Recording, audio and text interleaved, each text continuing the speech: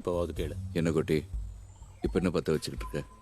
நீ பண்ண காரியத்தினால எனக்கு சலாம் அடிக்கிறவா இப்போ சரி சமமா உட்காந்து என்ன வான்னு பண்ணிட்டு போறான். அது பர்சனல். எது பர்சனல் விஷயம்? ஏற்கனவே பிரவீன்குமார் நம்ம மேல கோவமா இருக்கான். இப்போ அவன் மகனை வேற அடிச்சிருக்கான். இது எந்த அளவுக்கு ஏன் பிசினஸ் பாதிக்கும் தெரியுமா? ஏன் பிசினஸ்? மனசுல எதையோ வச்சுக்கிட்டு பேசிட்டு இருக்க. நேரடியா பேசு. அடியாள் கிட்ட மறுச்சு பேச வேண்டிய அவசியம் எனக்கு இல்லை.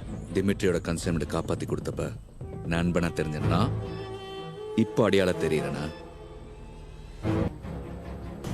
பில்லா பழகுனா உயிரை கொடுப்பான். பகிச்சுக்கிட்ட உயிர் எடுத்துருவிய? அவசியம்னா டேவிட் செய்வான். அப்பாசே, உட்காந்து வேலை வாங்குறவனுக்கும் தான் உயிரை பணைய வச்சு வேலை செய்யறவனுக்கும் நிறைய வித்தியாசம் இருக்கு. ஞாபகம் வச்சுக்க.